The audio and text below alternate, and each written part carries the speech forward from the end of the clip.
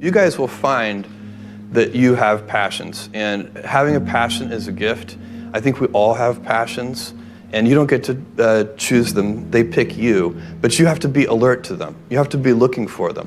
And when you find your passion, it's a fantastic gift for you because it gives you direction, it gives you purpose. You can have a job, or you can have a career, or you can have a calling.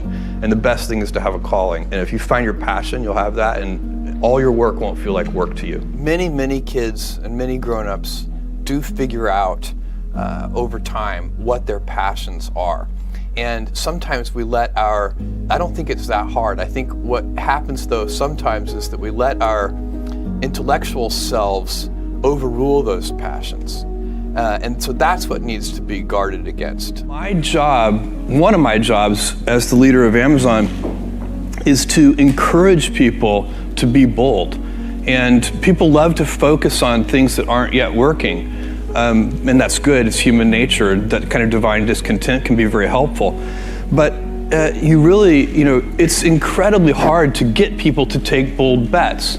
And you need to encourage that. And if you're gonna take bold bets, they're gonna be experiments. And if they're experiments, you don't know ahead of time whether they're gonna work. Experiments are by their very nature prone to failure, but a few big successes compensate for dozens and dozens of things that didn't work. So, bold bets, AWS, Kindle, Amazon Prime, our third-party seller business, all of those things are examples of bold bets that did work, and they pay for a lot of experiments. I've made billions of dollars of failures at Amazon.com, literally billions of dollars of failures. And you might remember Pets.com or Cosmo, or give myself a root canal with no anesthesia very easily. None of those things are fun, but they don't matter. What really matters is companies that don't continue to experiment, companies that don't embrace failure. They eventually get in a desperate position where the only thing they can do is make a kind of Hail Mary bet at the very end of their corporate existence. Whereas companies that are, making bets all along, even, big bets, but not bet the company bets. I don't believe in bet the company bets. That's when you're desperate. That's the last thing you can do. It's not, you could be out of work and have terrible work-life balance. Even though you've got all the time in the world, right. You could just feel like, oh my God, I'm miserable, and you would be draining energy. And so you have to find that harmony. It's a much better word. And I think for most people, it's about meaning. People want to know that they're doing something interesting and useful. And for us, because of the challenges that we have chosen for ourselves, we get to work in the future, and it's super fun to work in the future for the right kind of person. You need to be nimble and robust. So you need to be able to take a punch, and you also need to be quick and innovative and doing new things at a high speed. That's the best defense against the future.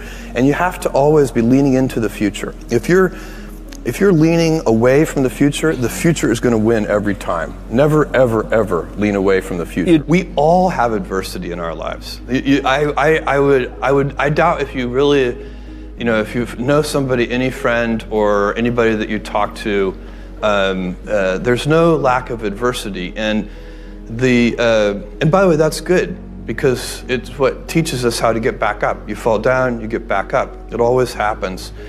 And you get certain gifts in life, and you want to take advantage of those. But I guess my advice on adversity and success would be to be proud not of your gifts, but of your hard work and your choices. So you may be the kinds of gifts you get in life. You might be really good at math. It might be really easy for you. That's a kind of gift. But practicing that math and taking it to the next step, that could be very challenging and hard, and take a lot of sweat. That's a choice. You can't really be proud of your gifts because they were given to you. You can be grateful for them and thankful for them. But your choices you choose to work hard. You choose to do hard things. Those are choices that you can be proud of. Being an inventor requires, because the world is so complicated, you have to be a domain expert. I mean, in a way, even if you're not at the beginning, you have to learn enough so that you become a domain expert.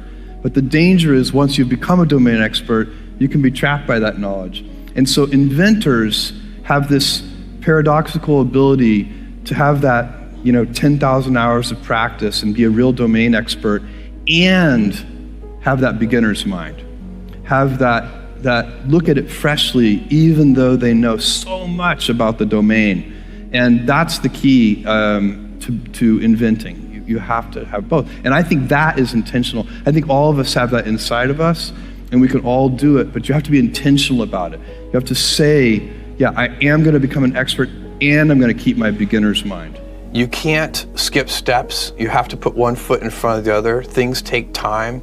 There are no shortcuts, and but you want to do those steps with passion and ferocity. It's easy to have ideas.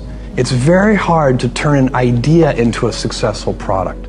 There are a lot of steps in between, and it takes persistence, relentlessness. So I always tell people who think they want to be entrepreneurs, you need a combination of stubborn relentlessness and flexibility. And you have to know when to be which.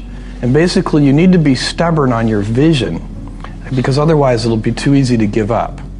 But you need to be very flexible on the details, because as you go along pursuing your vision, you'll find that some of your preconceptions were wrong, and you're going to need to be able to change those things. So I think taking an idea successfully all the way to the market and turning it into a real product that people care about and that really improves people's lives is a lot of hard work. Don't try to chase what is kind of the hot passion of the day. I think we actually saw this, I think you see it all over the place in many different contexts, but I think we saw it in the internet world quite a bit, where at the sort of peak of the sort of internet mania in say 1999, you found people who were very passionate about something. They kind of left that job and decided, I'm going to do something in the internet, because it's it was almost like the 1849 gold rush in a way. I mean, you find that people, if you go back and study the history of the 1849 gold rush, you find that at that time everybody who was within shouting distance of California was they might have been a doctor, but they quit being a doctor and they started panning for gold, and that almost never works. And even if it does work, according to some metric, financial success or whatever it might be, I suspect it leaves you ultimately unsatisfied. So you really need to be very clear with yourself. And I think one of the best ways to do that is this notion of projecting yourself forward to age 80, looking back on your life and trying to make sure you've minimized the number of regrets you have. That works for career decisions. It works for family decisions. Do you want? I have a 14-month-old son, and it's very easy for me to, if I think about myself when I'm 80, I know I want to watch that little guy grow up. And so I don't want to be 80 and think, shoot, I missed that whole thing, and I don't have the kind of relationship with my son that I wished I had, and so on and so on. So if you think about that, so I guess another thing that I would recommend to people is that they always take a long-term point of view. And I think this is something about which there's a lot of controversy. There's a lot of people, and I'm just not one of them, believe that you should live for the now. I think what you do is you think about the great expanse of time ahead of you and try to make sure that you're planning for that in a way that's going to leave you ultimately satisfied. So this is the way it works for me. And I mean, everybody needs to find that for themselves. So I think there are a lot of paths to satisfaction, and you need to find one that works for you.